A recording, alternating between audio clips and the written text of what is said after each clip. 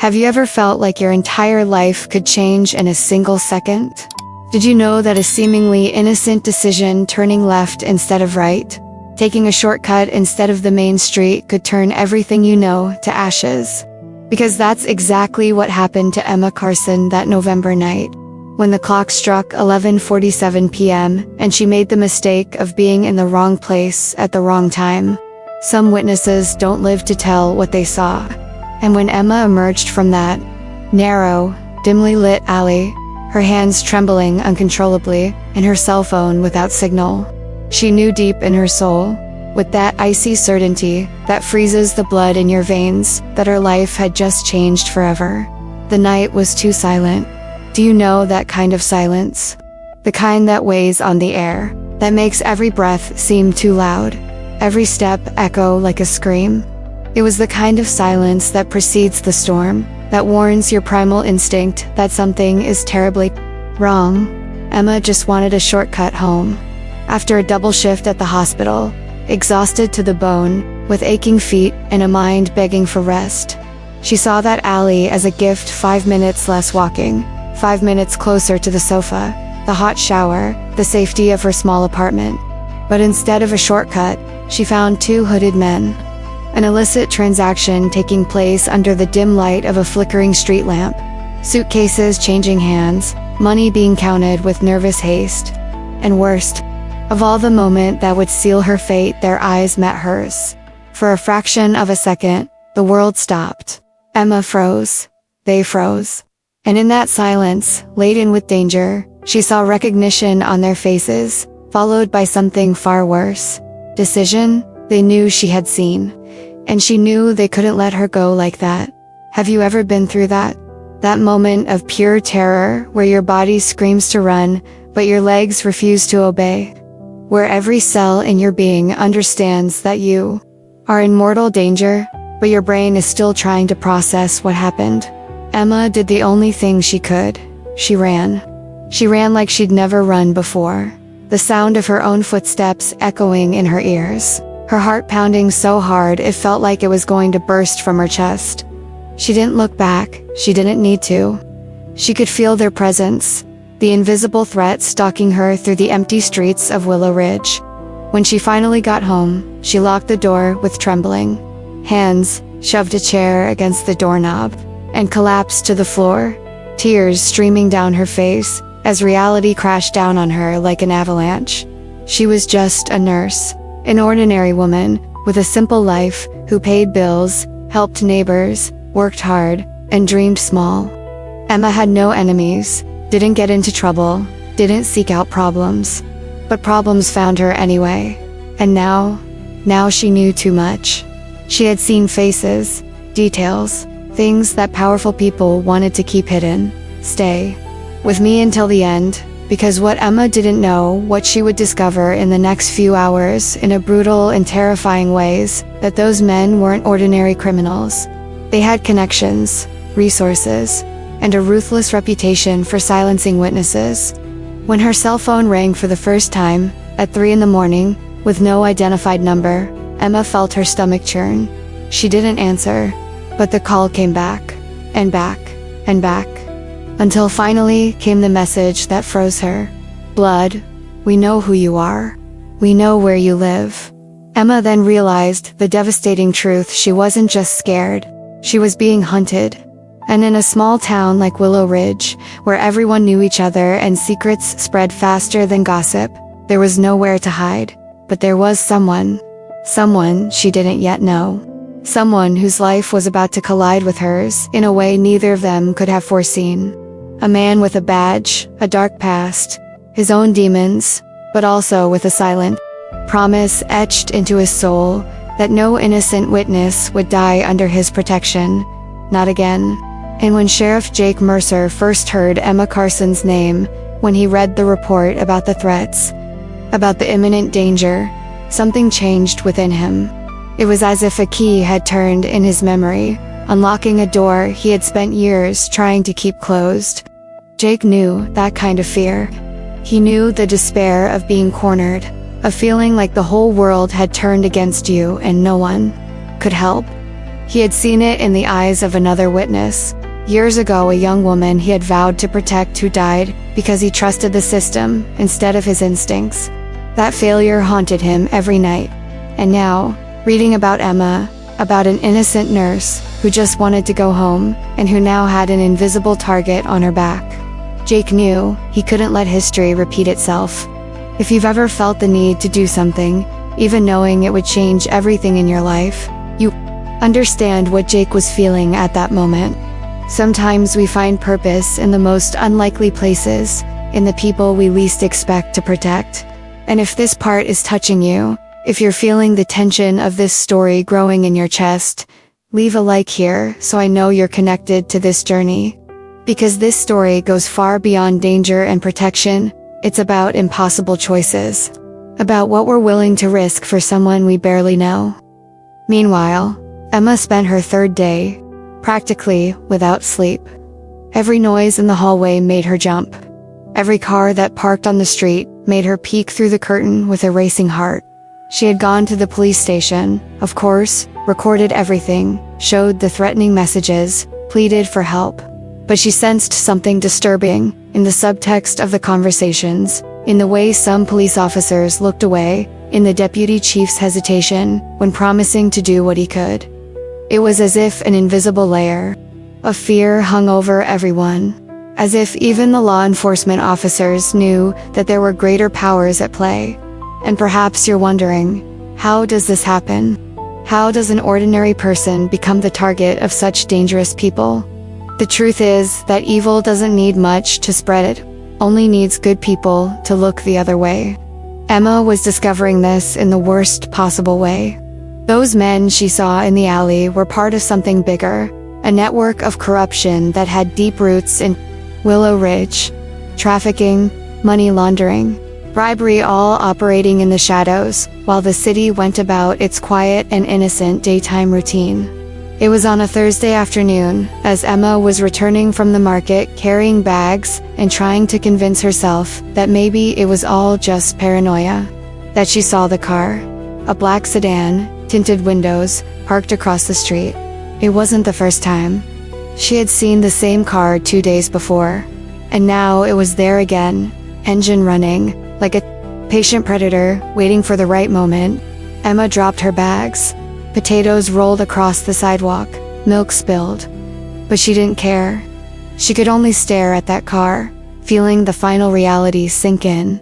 They really had come after her. This wasn't a bluff. It wasn't empty intimidation. It was real.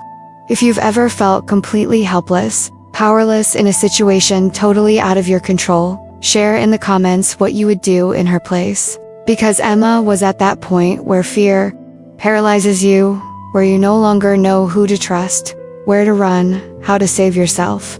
And it was exactly at that moment, when she was about to completely panic, that a pickup truck parked in front of her building. The door opened, and out stepped a tall man, broad shoulders, serious expression, wearing dark jeans, a flannel shirt, and a badge pinned to his belt. Sheriff Jake Mercer had just arrived, and he wasn't there to ask questions or fill out forms. He looked directly at Emma, then at the black sedan across the street, and his jaw clenched into an expression she could only describe as dangerous determination. Jake walked toward her with firm steps, picked up the bags that were still on the ground, and said in a low, controlled voice that somehow calmed the chaos within her, "Emma Carson, I'm Sheriff Mercer. I've come to get you. From now on, you're under my protection. And if you want to see what happens when these two worlds collide, when a vulnerable woman meets a protector who refuses to fail, again subscribe to the channel and turn on notifications.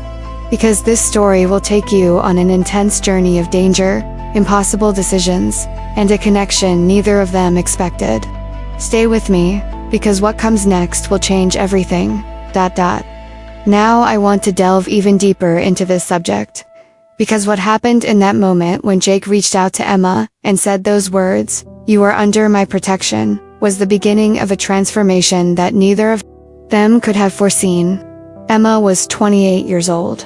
28 years of a perfectly ordinary, almost invisible life. She worked as a nurse at the Willow Ridge Municipal Hospital, did double shifts when she needed extra money, came home too tired to cook, and ended up eating instant noodles while watching old series on the small television in the living room. Her biggest concern until that fateful night was paying her overdue rent and maybe, if there was anything left at the end of the month, buying a new pair of sneakers because hers had almost a hole in the sole. She was the kind of person who helped elderly neighbors carry groceries upstairs, who smiled even when she was exhausted to the bone, who believed with that sincere naivete that the world hadn't yet managed to wrest from her, that people were good at heart, that justice existed, that everything worked out in the end, until it didn't anymore. Until that night in the alley. Until those men's eyes met hers and she realized there was a side to the world she had never seen, a side where witnesses disappeared, where silence was bought with fear or bullets, where her kindness and goodness meant absolutely nothing. Emma wasn't brave.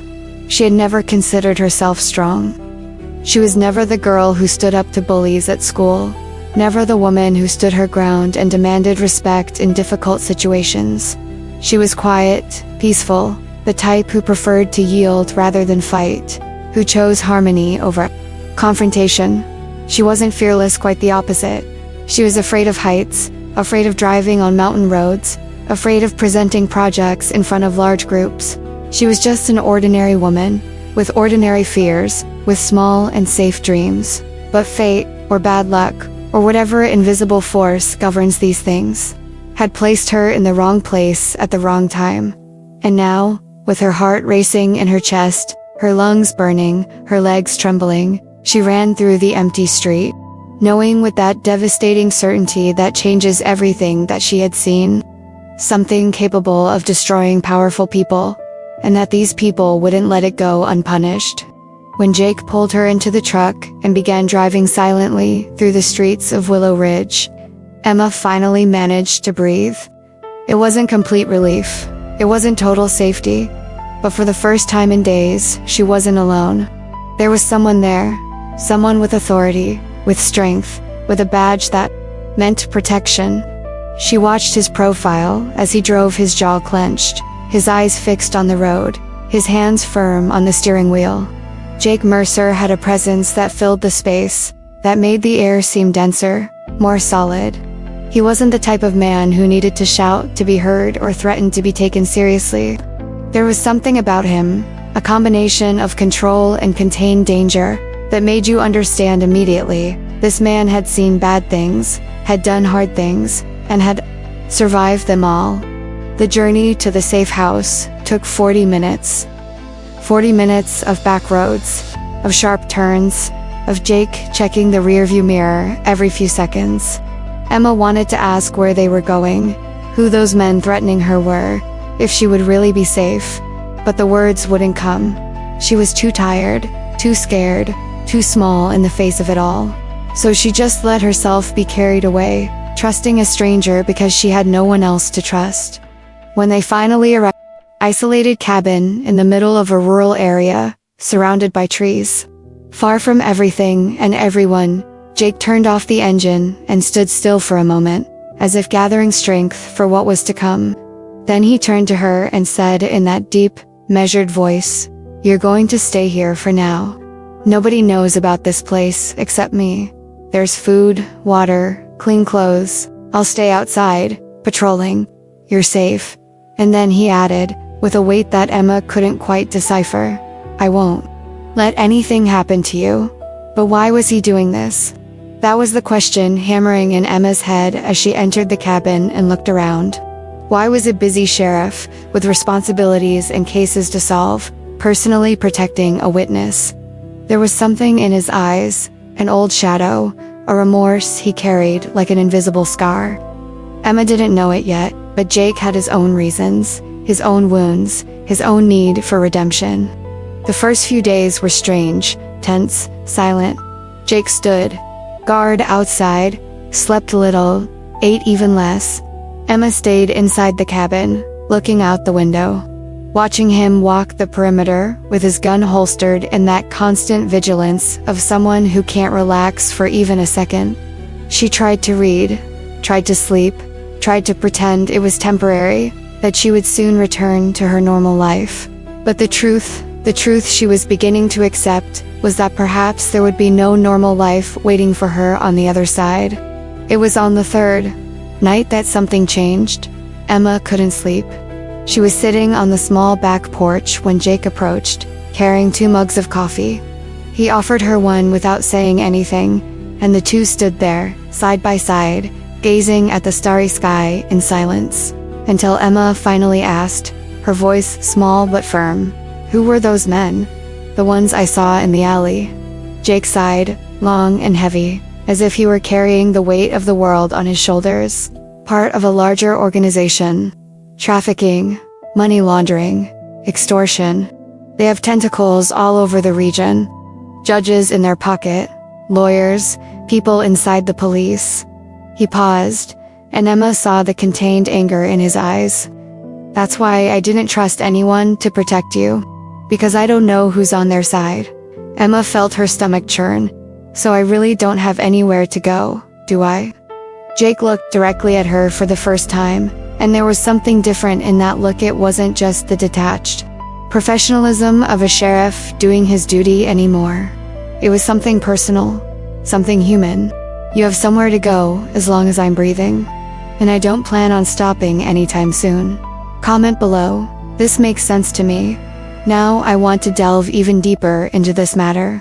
Because that promise Jake made to Emma that she would be safe, as long as he breathed, wasn't just empty rhetoric or pretty words spoken to calm a frightened witness. It was an oath etched in blood and remorse, born from a failing he had carried like a stone in his chest for years. And in the days that followed, as the tension grew and danger approached like an inevitable storm, Emma began to understand that Jake Mercer wasn't just a sheriff doing his job. He was a man seeking redemption, battling ghosts of the past while desperately trying to protect the present. But before we get there, before we talk about how that bond transformed into something bigger, something impossible to ignore, we need to go back to those first moments of absolute terror. Because Emma barely slept that first night after seeing the men in the alley. She stayed awake until dawn, sitting on her bed with her back against the wall, hugging her knees, jumping at every noise, the wind hitting the window, the creaking of the old building settling in, a neighbor's footsteps in the hallway. Every sound was a threat, every shadow a danger. She tried to convince herself that she was exaggerating, that her mind was creating monsters where none existed. After all, she had only seen something.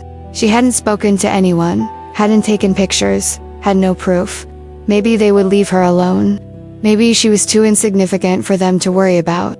The following morning, exhausted and with swollen eyes, Emma tried to convince herself it had been paranoia. She showered, put on her nurse's uniform, and made coffee as she did every morning. She tried to regain normalcy, the comforting routine that kept her life on track. But then came the first call. Her cell phone rang at 7:32 a.m. No caller ID. She looked at the screen, her heart already racing, and let it go to voicemail. Seconds later, it rang again, and again, and again, 6 times in a row, until Emma, her hands trembling, turned the phone off completely. But she couldn't live without her cell phone. 2 hours later, when she turned it on again, there were 17 missed calls, all without caller ID and a voicemail. Emma hesitated, her finger hovering over the play button, all her instinct screaming not to listen. But she did. It was a distorted, unrecognizable voice, saying only 5 words that froze her blood. "We know where you live." Then came the strange car parked in front of her building. A black sedan she'd never seen before, with excessively dark windows, engine running, standing there like a silent sentinel. Emma saw through the living room window, hidden behind the curtain, her heart pounding so hard she could hear it in her ears. The car stayed there for 2 hours, just parked, waiting, as if it wanted her to know she was being watched, that there was no escape, that they could reach her whenever they wanted. And finally, on the third day, came the message that shattered any remaining illusion of safety. Emma was leaving the market, trying to maintain an appearance of normalcy, despite the constant fear gnawing at her insides, when her cell phone vibrated in her pocket. A message from an unknown number. She opened it with trembling fingers and read the words that transformed her fear into absolute panic. "We know who you are. We know where you live. Apartment 3B, blue wall. Picture of your mother on the shelf. Keep your mouth shut." They were inside her apartment. Or they had been. They knew details that only someone who had been inside could know. Emma dropped her shopping bags, right there on the sidewalk, and ran as if hell were chasing her to the nearest police station. She burst through the door, breathless, sweaty, her eyes wide with terror, and yelled at the first police officer she saw. "I need help. They're threatening me. They're inside my house." She reported everything. She showed the messages, told them about the car, about what she had seen in the alley, about the men and the transaction, and their eyes meeting hers. She filed a police report, gave a statement, pleaded for protection. And that's when Emma noticed something that terrified her as much as the threats: hesitation. The police officers exchanged glances. They looked away. They made vague promises. "We'll investigate. We'll see what we can do. Keep your cell phone on." There was fear in the subtext. A fear they tried to hide, but that leaked out in every word chosen too carefully, in every pause that was too long. One of the men she saw that night had connections. Dangerous connections that extended to places they shouldn't reach. Emma heard whispers, fragments of conversations meant for her ears' names, that made the police officers stiffen, warning glances, doors being slammed shut. And she understood, with that terrible clarity that comes when there's no more denial possible, that the small Willow Ridge police station wasn't prepared to truly protect her. Perhaps it didn't even want to. Because protecting Emma meant declaring war on people with enough power to destroy careers, reputations, lives. That's when he appeared at the police station door. Emma was sitting in a hard plastic chair in the hallway, clutching her purse like an anchor, when she heard the deep voice cutting through the nervous murmur of the station. "Who's handling the Carson witness case?" The silence that followed was instant and heavy. Emma looked up and saw a tall man walk through the door, dark jeans, flannel shirt, badge on his belt, and an expression that didn't accept evasions or lies. Jake Mercer had just arrived, and from the faces of the other officers, Emma immediately knew this man was different. This man wasn't afraid. Jake strode through the precinct with firm steps, took the dossier from the hands of a deputy sheriff, visibly relieved to pass on that responsibility, and read silently for 2 full minutes. Each line increased the tension in his jaw. When he finally looked up and met Emma's eyes, she saw something she hadn't seen in anyone since all this began: absolute determination. Jake approached, crouched down in front of her to be at her level, and said in a voice that was both gentle and ruthless, "I'm Sheriff Mercer, and from now on, you're under my personal protection. No one will hurt you. I won't allow it." Now I want to delve even deeper into this subject. Because to truly understand the impact of that moment, when Jake Mercer looked into Emma's eyes and promised to protect her, you need to know who he really was. Not just the respected sheriff of Willow Ridge, not just the man with the badge and unshakable reputation, but the human being behind the armor. The broken man who had learned long ago that keeping his distance was the only way to survive his own scars. Sheriff Jake Mercer didn't smile easily. In fact, most people who knew him couldn't remember the last time they saw him truly smile. That kind of smile that reaches the eyes, that transforms the face, that reveals vulnerability. At 36 years old, a veteran of 2 tours in Afghanistan and 6 years wearing the sheriff's badge at Willow Ridge, Jake had built around himself a reputation: fair, ruthless, aloof. He was the kind of man who solved problems without raising his voice, who made criminals confess with just a look, who never needed to draw his weapon because his presence was warning enough. People respected Jake Mercer. They respected him deeply. But very few truly knew him, and he preferred it that way. Less involvement meant less pain. Fewer connections meant fewer losses. Jake had learned this the hard way, first in the war, where he saw friends die in his arms, where he had to make impossible choices between saving one or losing them all, where he discovered that courage sometimes means carrying guilt for the rest of your life. And then here, in Willow Ridge, when a 22-year-old woman named Sarah Hollis witnessed the crime, when Jake promised to protect her by following all the correct protocols, trusting the system, doing everything through official channels, and when she died 3 days later, shot at her doorstep while Jake was filling out paperwork in an office 20 kilometers away, something inside him died too. From then on, Jake kept everyone at a safe distance. He did his job excellently, but without getting emotionally involved. He slept alone, ate alone, spent his nights watching old baseball games while drinking cheap whiskey straight from the bottle. He had a few casual acquaintances, nothing serious, nothing that required him to open the locked doors of his feelings. It was easier that way, safer, for him and for everyone around him. But when Deputy Marquesa, good man but too weak for this kind of situation, mentioned Emma's case that Friday afternoon, something changed in Jake's expression. Marcus was speaking too fast, too nervous, doing that uncomfortable dance of someone who knows they're failing someone but doesn't have the courage to admit it. We have a witness, a woman in her 20s, a nurse, who saw a transaction involving some heavy hitters. She's receiving threats, serious threats, but we don't have the resources for 24-hour protection. And frankly, Jake, there are people here who don't want to get involved in this. You know how it is. Jake knew exactly what it was like. He knew it meant Emma Carson was alone. That the only thing between her and dangerous people was the institutional fear of a precinct that lacked the structure and political will to confront criminals with real connections. And at that moment, looking at the thin dossier in Marcus's trembling hands, Jake saw Sarah Hollis again. He saw her eyes pleading for help. He saw her body covered by a white sheet stained red. He saw his own failure materialized. Something changed in Jake's expression, a tension in his jaw, a hardening in his gaze, a decision being made in real time. He had seen innocent people pay for crimes they didn't commit. He had seen the system fail, people who deserved protection. It had failed before, and that failure haunted him every night, in every dream, in every moment of silence, where the ghosts came to collect their debts. I wouldn't fail again. Not with Emma. Not this time.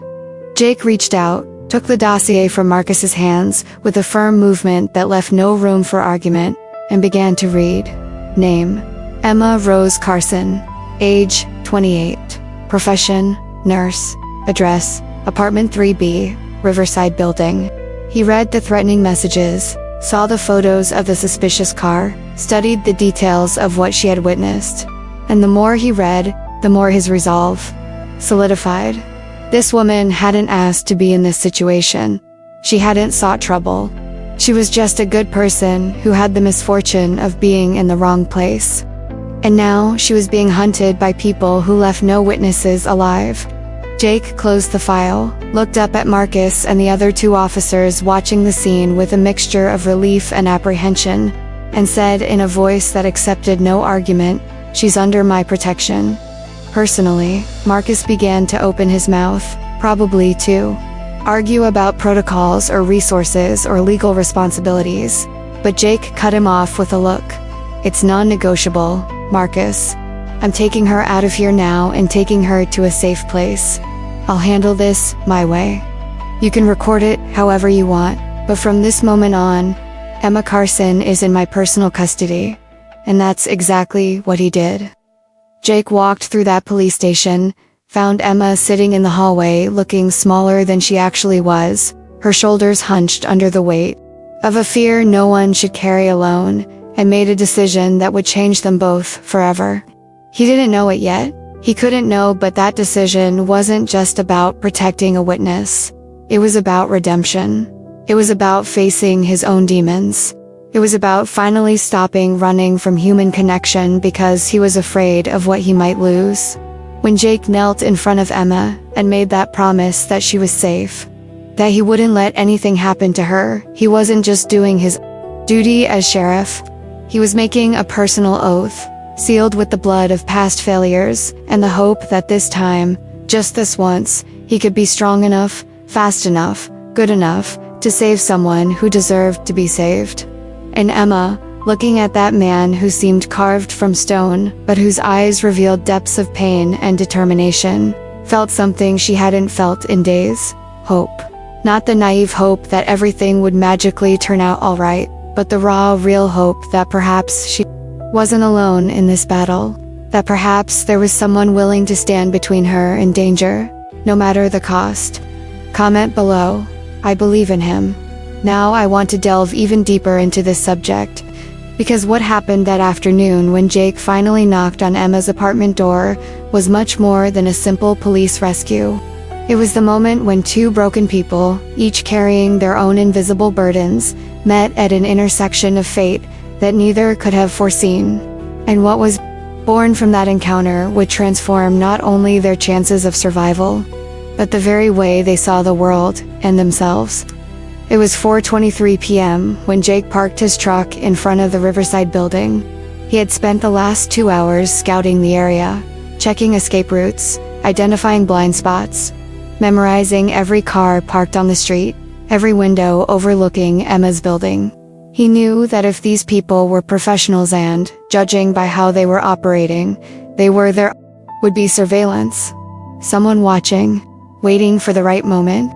Jake needed to be faster, smarter, and above all, more committed than them. When he knocked on the door of apartment 3B, 3 firm, controlled knocks, he heard hurried movement on the other side. Quick, hesitant footsteps. A trembling female voice asking, "Who is it?" Without opening the door, Jake positioned himself where she could see him through the peephole and said in a clear voice, "Emma Carson. I'm Sheriff Jake Mercer. I've come to get you.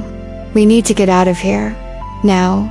The door opened just a crack, the security chain still attached, and Jake saw Emma's face for the first time in person, not just a photo in a file, but the real woman. And what he saw hit him in a way you wouldn't expect. Her eyes were swollen and red from crying. Her brown hair was pulled back in a loose ponytail. She was wearing old sweatpants that looked 3 sizes too big, and she was holding a baseball bat with both hands like a weapon. There was panic in her eyes, but also something else, a desperate determination not to be an easy victim. Jake slowly raised his hands, a universal gesture of peace, and with his other hand pulled his badge from his belt, holding it where she could see it clearly in the hallway light. "I'm Sheriff Mercer. I've come to get you. I know you're scared. I know you don't know me. But I need you to trust me now, because with every minute we spend here, we become more vulnerable." Emma looked at the badge, then at his face, searching for signs of a lie, of danger, of yet another trap in a world that had become a minefield. But there was something in Jake's voice, firm without being aggressive, urgent without being hysterical, serious but without judgment, that pierced through her fear. She hesitated for 3 more eternal seconds, then released the chain and opened the door completely. "Do I have 5 minutes to get my things?" she asked, her voice coming out weaker than she intended. "There are 3, Jake replied, already entering the apartment and closing the door behind him, his eyes immediately scanning the space windows, exits, entry points. "Take only the essentials. Documents, medication, if you take any, a change of clothes, nothing that won't fit in a small backpack.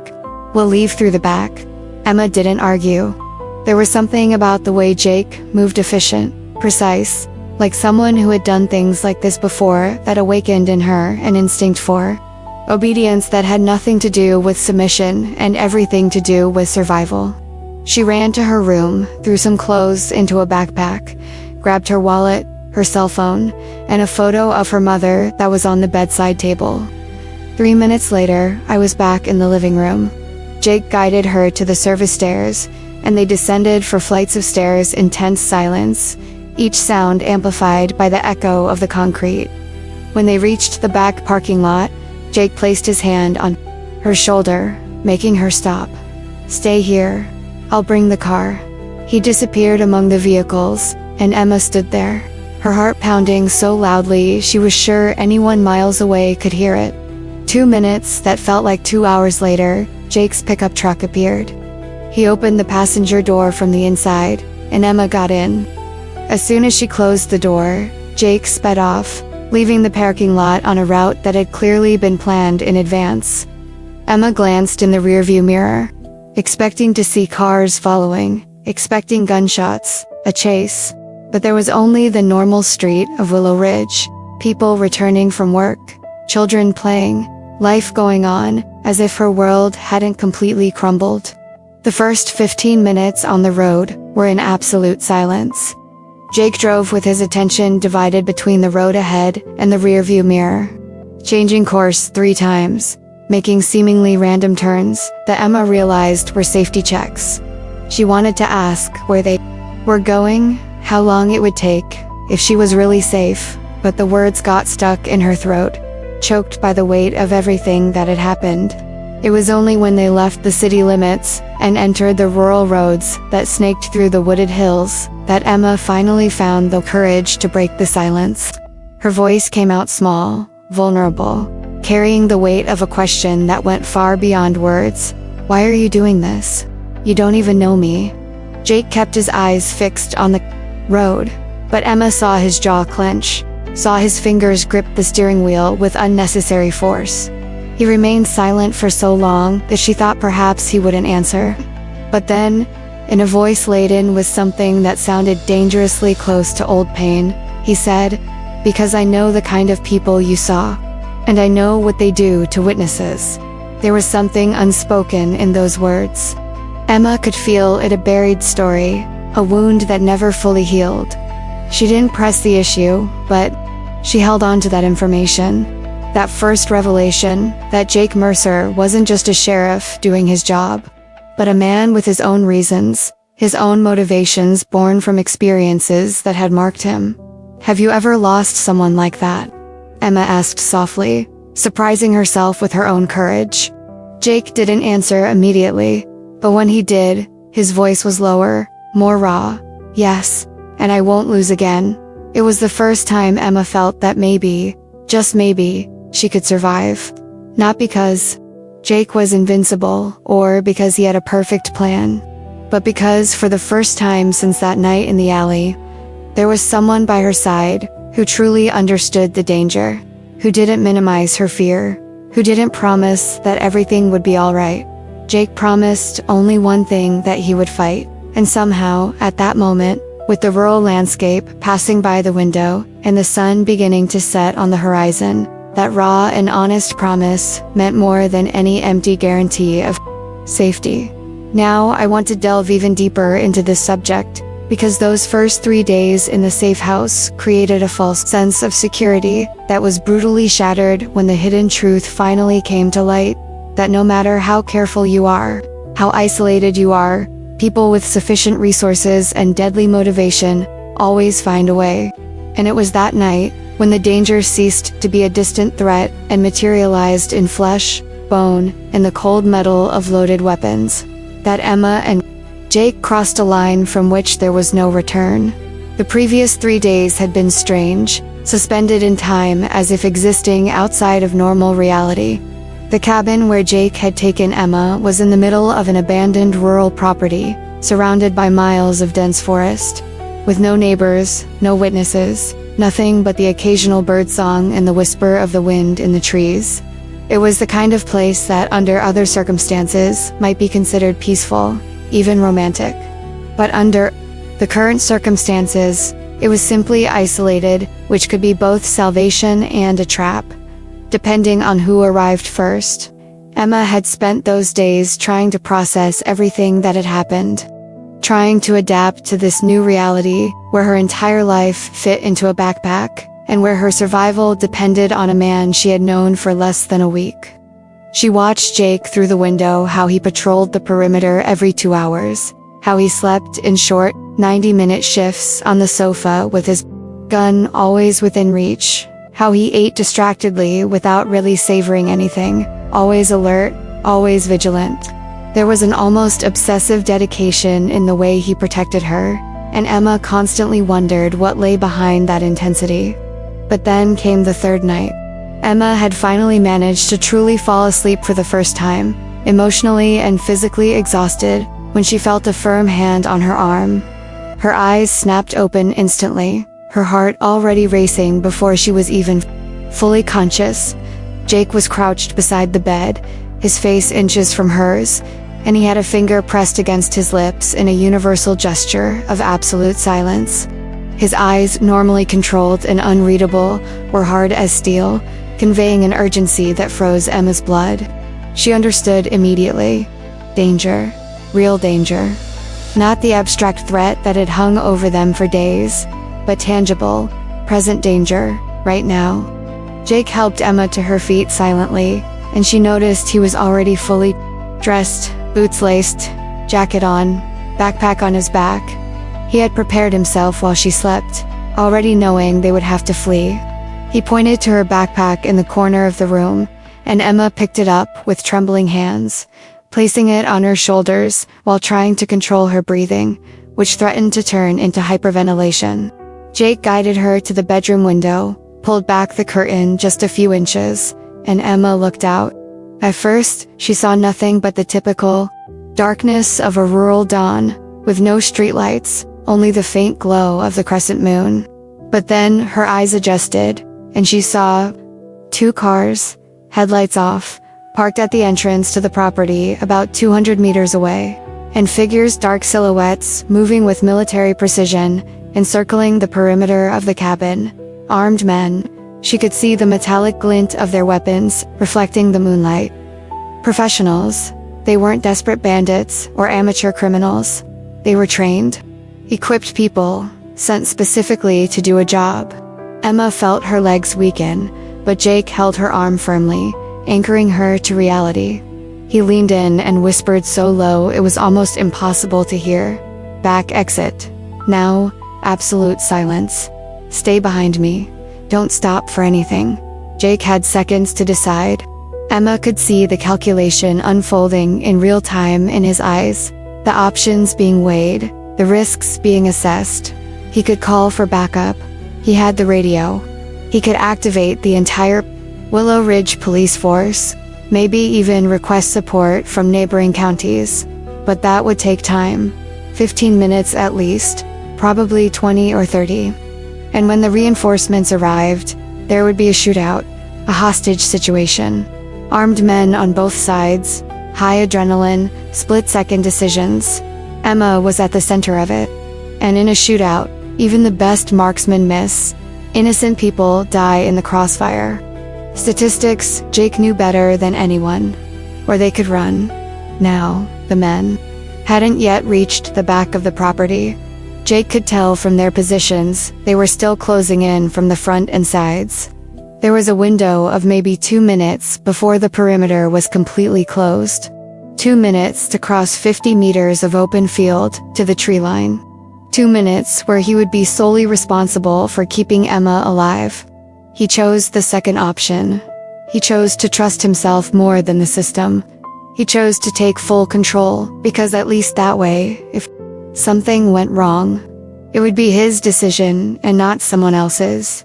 Jake opened the back window with extremely careful movements, checking every inch to avoid creaking. He jumped first, landing silently on the damp grass, then extended his arms to Emma. She hesitated for a fraction of a second. Jumping out that window meant crossing a definite line, entering real escape territory, immediate physical danger. But then she heard voices outside the front door, commands given in low but audible tones, and she jumped. Jake caught her, cushioning the impact, and immediately began to move.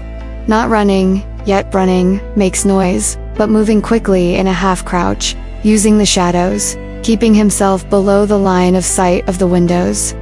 Emma followed him, trying to imitate his movements, her heart pounding so hard she was sure the men could hear it. They were halfway to the tree line when Emma heard the sound, the unmistakable crack of a door being forced open. Shouts of police. Hands on your head. Which she knew were lies because Jake was beside her, and he was the only real police officer in this whole story. Run. Jake hissed, and Emma ran. She ran like she'd never run before, her lungs burning, her legs screaming, branches scratching her face as they plunged into the forest. Behind her, she heard more screams, then the sound she feared most: gunshots. 3 quick shots tearing through the silence of the early morning. Jake pushed her behind a thick tree, shielding her body with his, and Emma felt the impact of a bullet hitting the wood inches from where they stood. She was terrified, every cell in her body screaming in primal panic, but Jake kept his hand firmly on her shoulder, his other hand on the gun, his eyes scanning the dark forest behind them.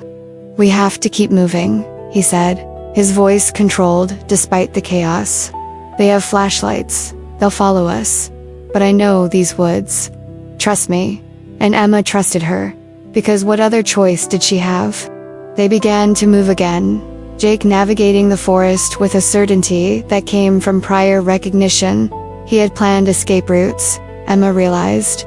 He had prepared for exactly this possibility. 15 minutes later, they arrived at a spot where Jake had left his pickup truck hidden under a camouflage tarp. He quickly uncovered it, put Emma inside, and sped down the back roads. Without headlights for the first 3 kilometers, navigating only by moonlight and memory. Behind them, in the distance, Emma could see lights cutting through the forest flashlights, searching, pursuing. Jake kept his hand firmly on the steering wheel, his eyes fixed on the rearview mirror as much as on the road, calculating distances, planning alternative routes. And deep within his chest, etched deeper than any tattoo, was that silent promise he had made to himself, to Sarah Hollis, and now to Emma. She would not die, not while he breathed, not while there was a single ounce of strength left in his body. Comment below. He is a warrior. Now I want to delve even deeper into this subject, because what happened in the hours following that desperate escape revealed not only the extent of the danger they faced, but also the hidden truths Jake had kept, for reasons that went far beyond operational protection. And it was in that moment of forced vulnerability, when there was nowhere left to run, and no mask to hide behind, that the barriers between protector and protected began to crumble in ways neither of them was prepared to face. Jake drove for almost 2 hours on seemingly random routes, making turns, returning along previously traveled paths, using all the anti-following techniques he had first learned in the army and then refined over years of police work. Emma remained silent throughout the journey, hugging her backpack to her chest as if it were a life vest, trying to process the fact that real people had shot at her. Real bullets had passed within inches of her body. This was no longer an abstract threat or theoretical fear, it was a tangible and brutally real assassination attempt. When Jake finally stopped, it was at a second cabin, even more isolated than the first. This one perched atop a hill overlooking miles of valley below, impossible to reach without being seen. He had planned this too, Emma realized. He had multiple contingency points, multiple layers of security, but even so, they had been found. Which meant the layers weren't enough. That the enemy was more sophisticated, more connected, more dangerous than even Jake had anticipated. Inside the cabin, Jake locked the door, checked all the windows, closed all the curtains. Then finally, for the first time since they had run away, he stopped. He just stopped. And Emma saw his shoulders hunch slightly, saw the weight of responsibility pressing down on him like physical force. He removed the badge from his belt, placed it on the rustic wooden table in the center of the room, and stared at it as if it were a strange object he no longer recognized. "How did they find us?" Emma asked, her voice hoarse from the fear she had swallowed. Jake remained silent for a long moment, then turned to her with an expression that carried something Emma had never seen in him before. Temporary defeat mixed with contained anger. "I don't know. I was careful. I covered our tracks. I didn't tell anyone where we were. He ran a hand through his hair, one of the first times Emma had seen him make a gesture of uncontrolled frustration. Unless someone was tracking my phone, or my patrol car, or had access to resources I hadn't considered. Resources, like what? Emma pressed, feeling the fear transform into a desperate need to understand. Jake looked at her, and in that moment, he made a decision. The decision to stop protecting her from the whole truth. Because protecting her from information wasn't keeping her safe, it was only keeping her ignorant. And ignorance, in that situation, could kill her as effectively as a bullet. Emma, he began, his voice carrying a weight that made her stomach churn. The man you saw in that alley, that. He's not just a local criminal. He has half the city in his pocket. Judges who dismiss cases, prosecutors who don't pursue cases, lawyers who make evidence disappear. Jake paused, and what he said next was even worse. And maybe even people inside the police force. Maybe inside my own precinct. Emma felt the ground disappear beneath her feet. She literally staggered, having to grab the nearest chair to avoid falling. What are you saying? That we can't trust anyone? That the entire structure that's supposed to protect me is compromised? I'm saying, Jake replied with brutal honesty, that I don't know who to trust but myself.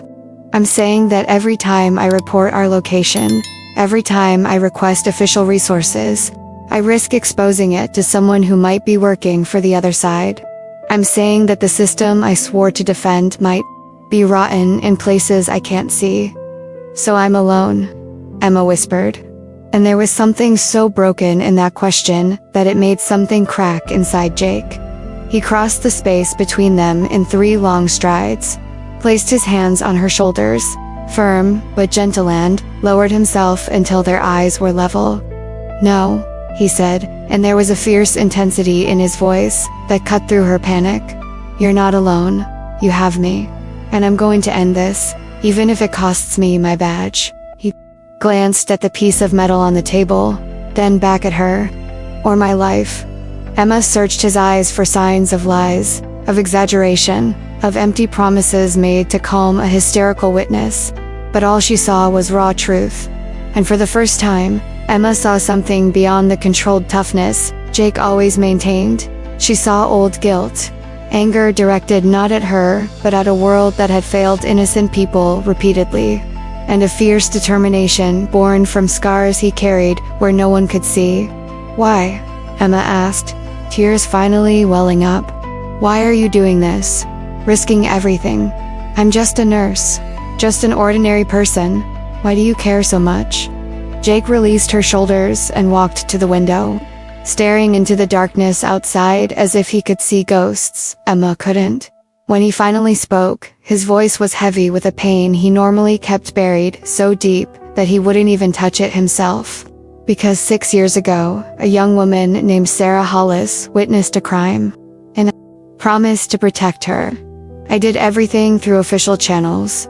I followed all the protocols. I trusted the system. He paused, and Emma saw his hands clench into fists. She died 3 days later, shot at her doorstep while I was filling out paperwork in an office 20 kilometers away. She died because I trusted people I shouldn't have trusted. Because I followed rules that protect institutions more than people. The revelation fell upon them like a stone thrown into a tranquil lake, creating ripples that changed everything. Emma finally understood. Jake wasn't just protecting a witness. He was trying to save someone he had failed to save before. He was carrying guilt that wasn't entirely his, but that he had assumed as his own anyway. You can't carry this alone, Emma said softly, approaching him. I can, and I will, Jake replied, but there was a crack in his voice that revealed the truth he was tired of carrying, tired of being solely responsible, tired of keeping everyone at a distance because proximity meant potential loss. Jake knew he was crossing lines he shouldn't cross, that by protecting her in this way without official orders, without institutional support, essentially operating as a vigilante with a badge, He was risking the career he had built over years. He was risking his reputation in a community where reputation was everything. He was potentially risking criminal charges of witness tampering, obstruction of justice, unauthorized operation, perhaps even his freedom if things really went wrong. But when he looked at Emma, that woman who had spent her life helping others as a nurse, who smiled at strangers, who paid her bills and lived quietly without bothering anyone, who only wanted to exist in peace, he knew there was no other choice. She hadn't asked to be put in this situation. She had done nothing but be in the wrong place. And now she was being hunted by heartless people simply because she had working eyes. Some oaths, Jake realized, looking at the badge on the table, were bigger than badges. The oath to protect and serve didn't come from a piece of metal, it came from something deeper, more fundamental. It came from the basic decision to be the kind of person who stands between danger and innocence, no matter the cost.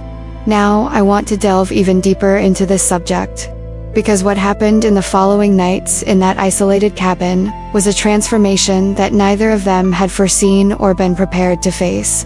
When you put two people in forced proximity, both carrying invisible wounds, both fighting fears that go beyond physical danger, something inevitably changes. The barriers we build to protect ourselves begin to crack. And in the cracks, light our witness centers. During the long nights of vigil, while Jake stood guard, seated in the wooden chair near the window with his gun in his lap, his eyes scanning the darkness outside, and while Emma tried not to completely crumble under the weight of everything she had lost and everything she could still lose, something between them began to change, subtly but profoundly. It wasn't sudden, it wasn't dramatic. It was a series of small moments that accumulated, created a connection that neither of them knew how to name or how to handle.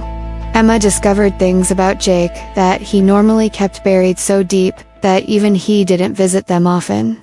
She discovered that he had grown up in a military family, that he had never met his father, who died in Iraq when Jake was only 8 years old, that he had joined the army at 18 because it was the only path he knew. She discovered that he had seen things in Afghanistan that fundamentally changed how he viewed the world. He had carried wounded comrades under enemy fire. He had made split-second decisions that saved some and cost others. He had returned home with medals on his chest and nightmares in his head. And he learned more about Sarah Hollis than Jake had initially revealed. Not all at once, but in fragments shared in late-night conversations, when the silence became too heavy and words became the only way to maintain sanity. Sarah was 22, had just graduated in business administration, and worked part-time at a coffee shop while looking for a job in her field. She had witnessed a murderer, settling of scores between rival gangs, and had done the right thing. He had gone to the police. He had trusted the system. And Jake, recently promoted to detective at the time, had been assigned to her case. "I promised her," Jake said one night, his voice low and hoarse, staring at the crackling fire in the small fireplace that provided the cabin's only heating. "I promised nothing would happen to her, that I would follow all the protocols, that the system would work, that justice would be served." He closed his eyes, as if he could block out the memories. But Emma knew that memories like that can't be blocked. They seep out through corners, through dreams, through moments of silence. 3 days later, she was dead, shot 6 times at her front door. And I was in an office, trusting that other people were doing what they should.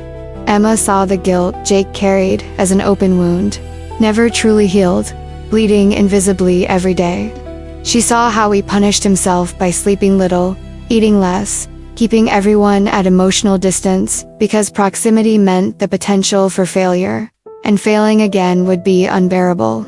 He had built walls so high and so thick around his heart that not even he could see over them anymore.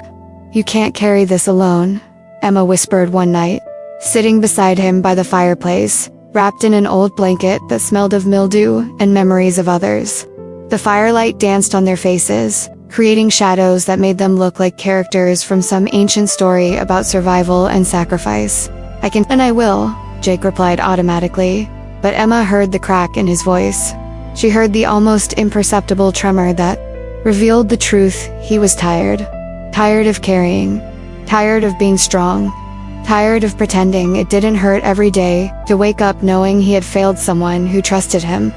Emma then did something that surprised them both. She reached out and touched his hand, just that, a light touch, her fingers resting on the knuckles of his fingers that held a mug of now cold coffee. It was the simplest, smallest gesture, but it carried a weight that words couldn't convey. It was an offering, an opening, a silent way of saying, "You don't have to be alone in this." And Jake, who had spent 6 years distancing himself from any touch that wasn't strictly professional, who had trained himself not to need human connection because connection meant vulnerability and vulnerability meant pain, Jake didn't pull away. He didn't remove his hand. He didn't make a joke to lighten the mood or create an excuse to get up and check the perimeter as he always did when conversations got too close to reality. Instead, he slowly turned his hand until his palm was facing up, and their fingers intertwined. And they stayed like that, sitting side by side near the fireplace, holding hands like children frightened by the dark. While the fire crackled and the wind whistled outside and the danger still existed but, for that moment, seemed distant. "I'm afraid of failing you," Jake admitted, and that admission cost him more than any physical action he had taken to protect her.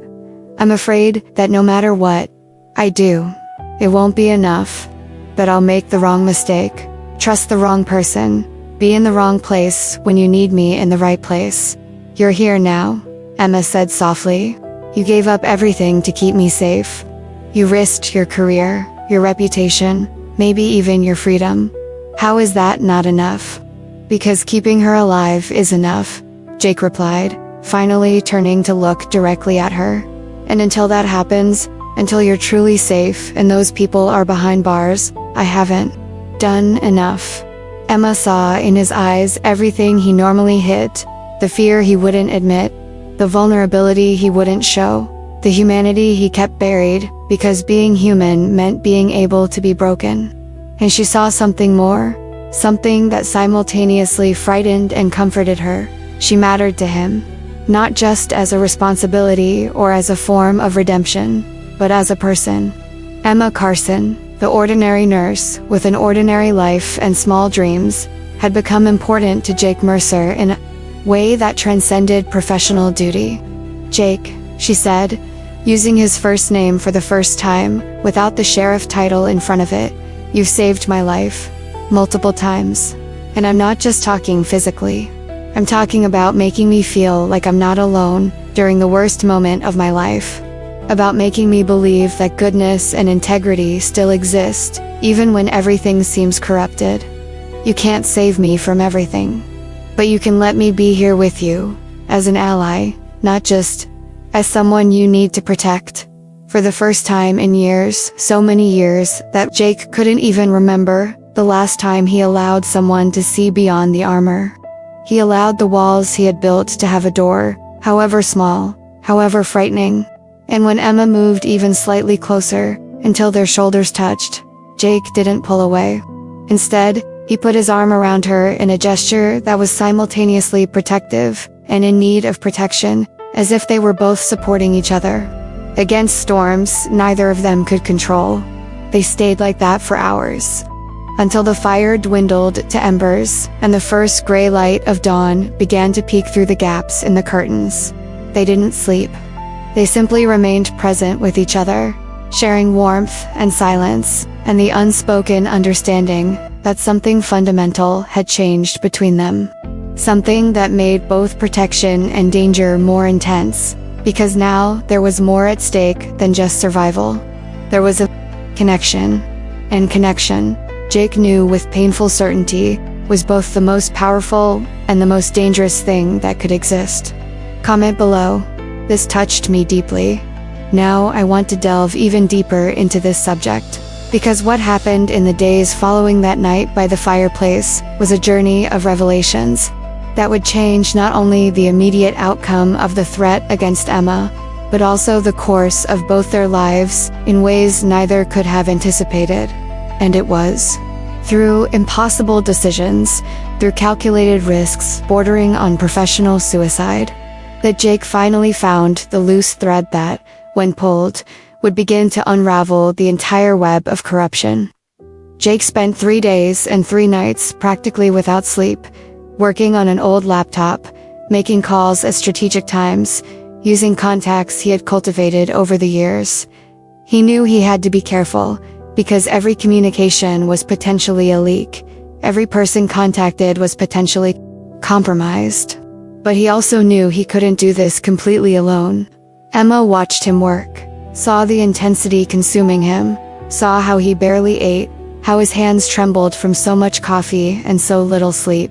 She tried to help in small ways, making food he barely touched, keeping the fire burning, letting him talk aloud through theories while she listened. She had become not just someone to be protected, but a silent partner in this investigation. It was in the early hours of the 4th day that Jake finally found it. A pattern in the phone calls, discrepancies in reports that shouldn't exist, money moving through suspicious accounts. Jake discovered the informant's identity within the police force, Detective Marcus Holloway, the same man who had hesitated when Emma first asked for help. Marcus wasn't evil in the traditional sense. He was weak, had gambling debts that made him vulnerable, and had accepted money to look the other way. With this revelation came a collapse of other pieces. Jake managed to trace communications between Marcus and men linked to the criminal organization. He obtained evidence of bribery, obstruction of justice, and conspiracy. And through this evidence, he began to map part of the operation names, locations, transactions, an entire network that had been operating for years. But Jake knew that evidence alone wasn't enough. He needed someone from the outside, someone uncompromised by local corruption. So he did something risky. He used an old FBI contact, a federal agent named Rebecca Torres. Rebecca was incorruptible, dedicated to the law, and had resources a small precinct would never have. The call to Rebecca was tense. Jake had to explain everything: his unofficial protection of Emma, his operations outside normal channels, his suspicions about systemic corruption. He was confessing to multiple protocol violations. But Rebecca, after a heavy silence, replied, "I trust you."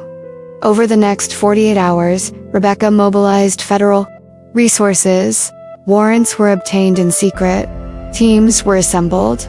And in a coordinated operation that took place simultaneously in 7 different locations, on a Tuesday at 5 in the morning, the main individuals involved were arrested. Emma was watching the news when she saw it. Images of men being led away in handcuffs. The anchor talking about one of the biggest operations against organized crime in the county's history. She saw one of the men from the alley being escorted away. She saw Marcus Holloway being led away, head down, shame visible. When the men were arrested, Emma finally breathed for the first time in weeks. She truly breathed deeply, feeling the air fill her lungs in a way she had forgotten was possible. Then she cried, not tears of fear, but of relief, of releasing the tension that had kept every muscle contracted for so long. Jake returned to the cabin that afternoon, still wearing his badge on his belt. When he entered and saw Emma watching the news, he saw the relief on her face. Something inside him that had been tight for so long had finally relaxed. "You're safe now," he said. But Emma saw that his eyes told a different story. There was satisfaction, but also lingering worry. "And you?" Emma asked, because she knew the truth Jake wasn't telling. Jake had made powerful enemies. He had exposed corruption that went beyond the people who were imprisoned. The leader of the organization, the man at the top, was still free. And men like that had long memories, deep resources, and vengeance as their currency. Jake didn't answer immediately. The answer was complicated, frightening, uncertain. He had managed to protect her, but in doing so, he had painted a target on his own back. He had become a problem for people who couldn't tolerate problems. Instead of words, Jake pulled her into a tight, desperate hug, as if trying to memorize her sensation. It was a hug that carried everything he couldn't put into words. Gratitude for her trusting him, fear of what might still come, and something deeper, attachment, connection. Something dangerously close to love, born in extreme circumstances. Emma felt the intensity and understood. It was a farewell hug, even if temporary.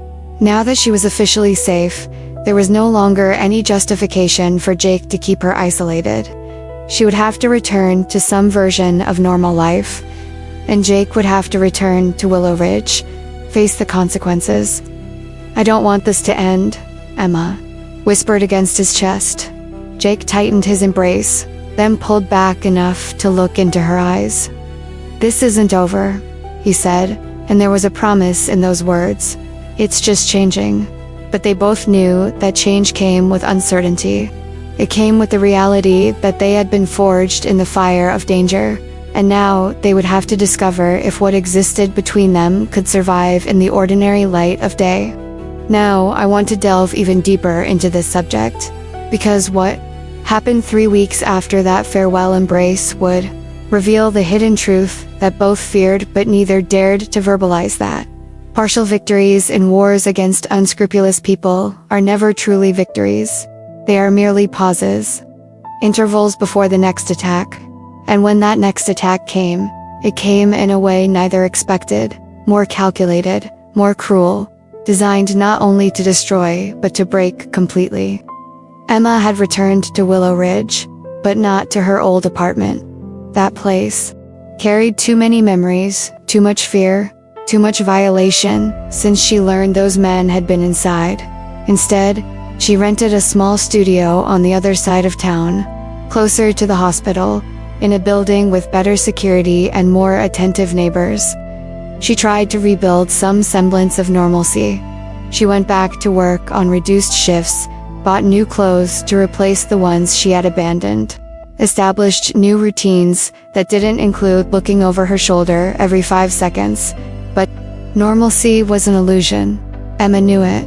She felt it in the stares she received at the hospital colleagues who had seen the news, who knew she had been the protected witness, who whispered when she passed by. She felt it in how poorly she still slept, waking up, sweating from nightmares where hooded men chased her through endless alleyways. And above all, she felt it in Jake's absence. They had only seen each other twice in those 3 weeks. Short, public, careful encounters. Jake was dealing with the consequences of exposing corruption within his own precinct.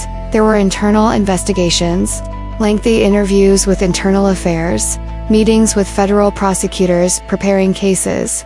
He had become simultaneously a hero and a problem, someone who had done the right thing, but had broken so many rules in the process that no one quite knew how to classify him. During those meetings, they talked about superficial things, how Emma was adjusting to her new apartment, how Jake was dealing with the endless paperwork. But what they didn't say was louder than any words. They didn't talk about how Emma picked up the phone 20 times a day, wanting to call him, and then gave up because she didn't know what to say.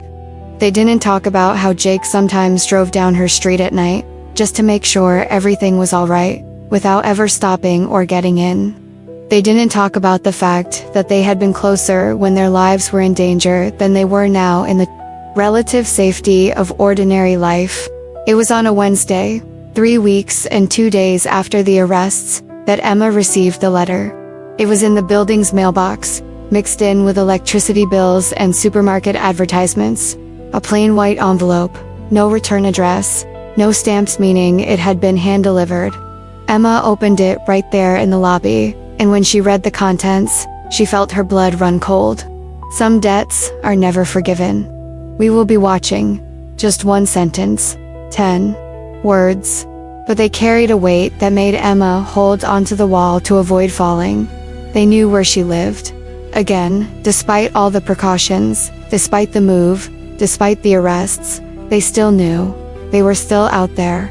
They still wanted revenge. Emma called Jake, her hands trembling so much she almost dropped the phone twice. He answered on the second ring, as if he'd been expecting it, and when he heard her voice, small, broken, frightened, he simply said, "I'm coming." Don't leave. Where you are. Jake arrived in 17 minutes, a record time from the police station to Emma's building. He examined the letter with the gloves he always carried in his car, placed it in a plastic bag for evidence, and then held Emma by the shoulders and looked directly into her eyes. Breathe. You're safe. I'm here. But then came the second blow. Jake received a call while still in Emma's apartment. A private number. He answered cautiously, putting it on speakerphone so Emma could hear. The voice on the other end was electronically distorted, unrecognizably, but the words were crystal clear in their cruelty. Sheriff Mercer, you did an admirable job protecting Miss Carson. Truly impressive. But now let's make things interesting. You have a simple choice to make. Hand over the witness, let her out of protection, leave her vulnerable. Just look the other way, and everything you've built remains intact. Your career, your reputation, your freedom, or continue this hero game, and we'll destroy it all. Not just you, but everyone you love. And yes, we know about your mother in the nursing home in Riverside. We know about your younger brother in Denver. We know about everything. The call ended. A heavy silence filled the apartment. Emma looked at Jake and saw something she had never seen before. Heal fear. Not for himself, but for people he couldn't physically protect because they were too far away, too vulnerable. Jake, Emma began, but he cut her off. No, we're not even going to discuss this. I'm not going to betray you. Never. But your family. I will protect my family and you. I will find a way. But for the first time, there was uncertainty in his voice. Because the truth was, he didn't know how. He had managed to dismantle part of the operation, but the core, their real power behind it, all remained untouched. And now they were playing a different game. No longer about silencing a witness before she could speak. Emma had already spoken. Her testimony was recorded, protected, impossible to erase. Now it was about punishment. It was about demonstrating that challenging these people had consequences that went beyond federal protection or institutional justice. Emma made a decision at that moment. A decision she knew Jake would hate, but it was the only one that made sense to her. So I'm leaving. I'm leaving Willow Ridge, leaving the state. I'm going somewhere they can't find me. Witness protection program, new identity, everything. And you stay. Here, protect your family, live your life. No, Jake said immediately, categorically. Jake, listen. No, he repeated, and there was a fierceness in his voice that Emma recognized from the cabin, from the escape, from all the times he had placed himself between her and danger. You don't understand. I can't let you go. Not like this. Not with them out there knowing they can reach you whenever they want. So what do we do? Emma asked, and there was real despair in the question, because she saw no way out that didn't involve devastating loss. Jake remained silent for a long moment, his mind working through possibilities, discarding options, calculating risks. Finally, he said something that revealed the complete transformation that had taken place in him since meeting Emma. We do what we should have done from the beginning. We stop playing defensively. We stop just reacting. And we go after them. The leader. The source. We end this once and for all. This is madness, Emma whispered. It's about survival, Jake corrected. Because you were right when you asked about me. I'm not safe either. None of us are. And we never will be, until we cut the head off that snake. The war was far from over. They both realized in that moment of brutal clarity. The prisons had been battles won, but not the war. And this time, passive protection wouldn't be enough. They would have to become hunters instead of prey. They would have to risk everything, not just to survive, but to truly live without constantly looking over their shoulders. Because now, they both had something to lose. They had each other. They had a connection forged in fire that refused to be extinguished, even when logic dictated it should. And losing that chance for something real and true, born from the worst circumstances, would be a defeat worse than anything their enemies could inflict. Comment below. Now it's really begun. And it was there, in that small, impersonal apartment that Emma hadn't yet managed to turn into a home, with the threat hanging over them like a storm cloud, and the impossible decision echoing in the air, that Jake and Emma understood something fundamental. Some stories don't end with a happy ending wrapped in a pretty bow. Some stories end with the decision to keep fighting, even when everything seems lost. Even when the enemy is stronger, richer, more connected. Even when logic dictates giving up. Jake looked at Emma, and Emma looked at Jake, and in that look, everything that needed to be said was conveyed. They hadn't chosen this journey. Neither of them had woken up that morning weeks ago, imagining that their lives would collide in such an intense and transformative way. But now that they had found each other, now that they had seen beyond the masks they both wore to the world, there was no going back. There was no pretending that this connection didn't exist, or that it wasn't worth fighting for. "Then we'll do this together," Emma finally said, and there was a new strength in her voice. No longer the frightened nurse in the alley. No longer the victim running and hiding, but a woman who had discovered that courage is not the absence of fear, it's the decision to move forward despite it. Jake nodded, a silent promise passing between them. He took her hand, intertwined their fingers, and for the first time in weeks, allowed himself to feel something beyond fear and responsibility. He allowed himself to feel hope. Hope that maybe, just maybe, they could not only survive this, but find something real on the other side.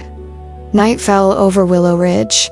Outside, somewhere in the shadows, enemies plotted, but inside that apartment, two people whom fate had thrown together in the worst possible circumstances were making the decision to transform survival into something more. To transform protection into partnership. To transform fear into determination. And while the city slept, unaware of the deadly game being played in its streets, Jake and Emma began to plot their next move. Because some battles, you don't choose. But this one, they chose to fight. Together. Look, if this kind of story resonates with you, if you feel this intensity, this connection between characters that goes beyond the superficial, subscribing to this channel is the way to continue walking with me on this journey of stories that truly touch the heart. I create each video thinking about bringing not only entertainment, but real emotion. The kind that sticks with you and makes you think about courage, love, and impossible choices. Comment below. I'm with you until the end, because I want to know if you feel what I feel creating these stories. If you're not just watching, but living each moment of this narrative with me. And if this touched you in any way, if any phrase stuck in your mind, if you felt your heart tighten at any point, leave a like, so I know. It's not just a little button, it's you telling me that this work is worthwhile, that these stories matter. There's a video over here that continues, part 2. She tries to escape, to avoid involving the sheriff. He stops her, explaining the risk, and showing her that she's not alone. Click and follow along with me there. The journey is just beginning, and I don't want to do it alone. I want you here, by my side, experiencing each story as if it were your own. See you there. And thank you for being here.